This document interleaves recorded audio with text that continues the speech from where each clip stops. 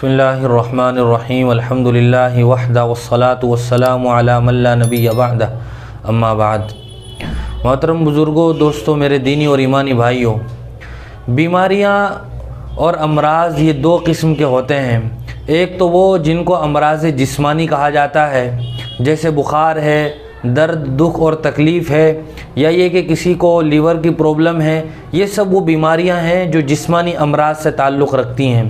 اسی طرح بہت ساری بیماریاں وہ ہیں جو روحانی بیماریاں کہلاتی ہیں، جو باطنی بیماریاں ہیں، جیسے کبر ہے، اسی طرح بغض ہے، حسد ہے، کینہ ہے۔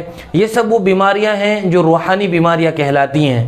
جس طرح انسان جسمانی بیماریوں سے حفاظت کے لیے علاج کرتا ہے اور اپنے آپ کو ان سے بچانے کی کوشش کرتا ہے، اسی طرح انسان کے لیے یہ بھی ضروری ہے کہ وہ روحانی بیماریوں سے بھی اپنے آپ کو بچانے کی کوشش کرے۔ وہ اس بات کی کوشش کرے کہ میرے اندر ریاکاری نہ ہو، وہ اس بات کی کوشش کرے کہ میرے اندر تکبر نہ ہو، وہ اس بات کی کوشش کرے کہ میرے اندر کینہ بغض نہ ہو، اور ساتھ ساتھ میں وہ اس بات کی بھی کوشش کرے کہ میرے دل میں حسد نہ ہو، میرے دل میں کسی کے بارے میں جلن نہ ہو۔ یہ بھی آدمی کوشش کرے۔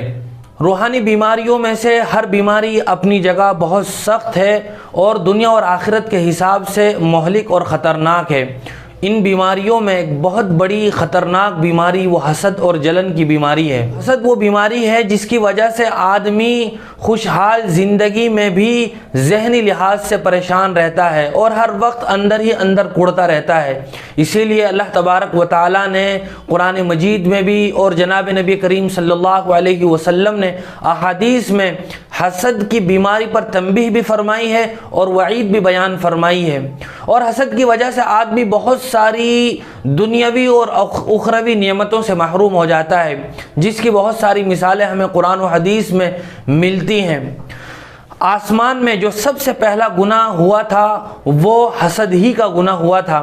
اللہ تبارک و تعالیٰ نے تمام تر فرشتوں کو جب اس بات کا حکم دیا کہ وہ آدم علیہ السلام کو سجدہ کریں، تو تمام تر فرشتوں نے سوائے ابلیس کے تعمیل رب میں اپنا سر جھکا دیا، لیکن ابلیس نے یہ کہہ کر انکار کر دیا کہ میں کیوں اس مٹی کے پتلے کو سجدہ کروں۔ گویا اس کو حضرت آدم علیہ السلام سے حسد ہوا، ساتھ ساتھ میں تکبر بھی اس نے کیا اور یہ کہا کہ مجھے آپ نے آگ سے پیدا کیا ہے اور یہ مٹی کا بنا ہوا ہے، میں کیسے اس کو سجدہ کروں۔ تو گویا آسمان میں سب سے پہلی بیماری کا جو صدور ہوا وہ یہ حسد جیسی بیماری تھی۔ روئے زمین پر بھی سب سے پہلے جس بیماری کا وقوع ہوا وہ حسد ہی کی بیماری تھی۔ حابل اور قابل کا واقعہ بڑا مشہور ہے۔ قابل نے حابل کو قتل کر دیا، وہ اسی حسد کی بیماری میں کہ اس کی بیوی خوبصورت تھی، اور روئے زمین پر سب سے پہلا قتل جو ہوا وہ یہی تھا کہ قابل نے حابل کو کیا، اور اس کی وجہ حسد جیسی بری بیماری تھی۔ اس کے بعد قرآن مجید میں ہمیں حضرت یوسف علیہ السلام کا واقعہ ملتا ہے۔ حضرت یوسف علیہ السلام بہت ہی خوبصورت اور اپنے والد حضرت یعقوب کے بڑے چہیتے تھے، اور ان کے جو دوسرے بھائی تھے جو دوسری والدہ سے تھے، حضرت یعقوب علیہ السلام کی دوسری بیوی سے تھے، 9 بھائی، ان کو حضرت یوسف علیہ السلام کے بارے میں حسد ہوا کہ ہمارے والد کو حضرت یوسف سے اتنی محبت کیوں ہے، جس کا تذکرہ وہ آپس میں بھی کرتے تھے، اور اسی کی وجہ سے انہوں نے حضرت یوسف علیہ السلام کے خلاف پلاننگ بنائی اور منصوبہ بنایا۔ بالآخر حضرت یوسف کو کنویں میں ڈال دیا اور پھر آ کر اپنے والد سے جھوٹ بولا۔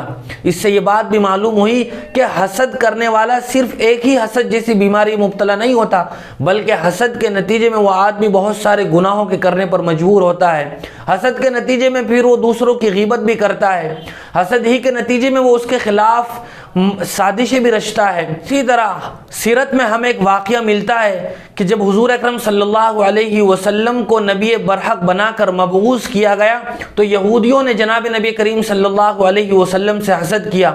وہ یہ سمجھتے تھے کہ آخری نبی کا ظہور ہم میں ہی یعنی بنی اسرائیل میں ہوگا اور وہ ہمارے ہی خاندان میں سے ہوں گے، ہم ان کے ساتھ مل کر پورے عرب پر غالب آ جائیں گے۔ لیکن اللہ تبارک و تعالیٰ کا اپنا فیصلہ، اپنی حکمت اور مصلحت ساتھ جس خاندان میں اللہ تبارک و تعالی نبی بھیجنا چاہیں، اللہ یصطفی من الملائکۃ رسلا ومن الناس، آخری نبی بنی اسماعیل میں مبعوث کیے گئے۔ یہودیوں نے اسی وجہ سے نبی کریم صلی اللہ علیہ وسلم سے حسد کیا، اور اس حسد کے نتیجے میں وہ زندگی بھر سوائے چند لوگوں کے نبی کریم صلی اللہ علیہ وسلم پر ایمان نہیں لائے۔ اس سے یہ بات بھی معلوم ہوئی کہ حسد کی وجہ سے آدمی بہت ساری نعمتوں سے محروم ہو جاتا ہے۔ یہودی ایمان جیسی عظیم دولت سے محروم ہوئے، ایمانی صفات سے وہ زندگی بھر متصف نہ ہو سکے، اسی حسد ہی کے نتیجے میں ان کو دنیا اور آخرت کی اس ناکامی کا سامنا کرنا پڑا۔ گویا حسد یہ بہت ہی بڑی بیماری ہے جس کے نتیجے میں آدمی بہت ساری برائیوں میں مبتلا ہو جاتا ہے۔ اسی لیے حضور اکرم صلی اللہ علیہ وسلم کا ارشاد ہے، ایاکم والحسد فإن الحسد یأکل الحسنات کما تأکل النار الحطب، کہ تم حسد سے بچو، اس لیے کہ حسد آدمی کی نیکیوں کو اس طرح کھا جاتا ہے جس طرح آگ سوکھی لکڑیوں کو کھا جاتی ہے۔ اور آپ صلی اللہ علیہ وسلم نے دوسری روایت میں بیان فرمایا، وَلَا تَحَاسَدُوا وَلَا تَبَاغَضُوا وَلَا تَبَاعَدُوا وَكُونُوا عِبَادَ اللَّهِ إِخْوَانًا، کہ تم ایک دوسرے پر غصہ نہ ہو، ایک دوسرے سے حسد مت کرو، اور بھائی بھائی بن کر رہو، تاکہ بندہ اللہ تبارک و تعالی کی دنیا اور آخرت میں ملنے والی نعمتوں سے سرفراز ہو سکے۔ اور حسد کہا جاتا ہے آدمی کسی دوسرے کے بارے میں یہ تمنا کرے کہ اس کے پاس جو نعمت ہے، جو خوبی ہے، مالداری ہے، خوشحالی ہے، وہ اگر اس کے پاس رہتے ہوئے مجھے مل جائے تو اچھا ہے، ورنہ اس سے چھن جائے اور مجھے مل جائے۔ اس سے بڑی بری حسد کی قسم یہ ہے کہ آدمی کسی کے بارے میں یہ تمنا کرے کہ اس کے پاس جو نعمت ہے، جو عہدہ ہے، جو منصب ہے، وہ اس کے پاس رہتے ہوئے مجھے مل جائے تو مل جائے، ورنہ وہ اس کے پاس بھی نہ رہے، چاہے مجھے ملے یا نہ ملے۔ یہ حسد کی وہ بدترین قسم ہے جو سب سے زیادہ رذیل اور خبیث ترین قسم ہے۔ اور جس آدمی کے دل میں حسد ہوتا ہے وہ ہمیشہ دوسروں کے عیوب تلاش کرنے کی فکر میں لگا رہتا ہے، وہ ہمیشہ اس بات کی طاق میں رہتا ہے کہ اس آدمی کے پاس یہ مال کہاں سے آتا ہے، یہ آدمی کہاں جاتا ہے، اس کے پاس کون آتا ہے۔ ان چیزوں کی وجہ سے آدمی دوسروں کے سکھ کو دیکھ کر خود دکھی ہو جاتا ہے، اور یہ ایک ایسی بیماری ہے کہ جس کی وجہ سے آدمی ہر وقت ذہنی انتشار میں مبتلا رہتا ہے، اور جو آدمی ذہنی انتشار میں مبتلا رہے وہ کبھی بھی اس دنیا میں سکون نہیں پا سکتا۔ لہذا ہمارے لیے ضروری ہے کہ ہم جس طرح جسمانی بیماریوں سے اپنے آپ کے بچاؤ کی کوشش کرتے ہیں، اسی طرح ہم یہ بھی کوشش کریں کہ ہمارا دل وہ حسد سے، دوسروں کی جلن سے بالکل پاک اور صاف ہو۔ اللہ تبارک و تعالی مجھے بھی اور آپ کو بھی عمل کی توفیق نصیب فرمائے۔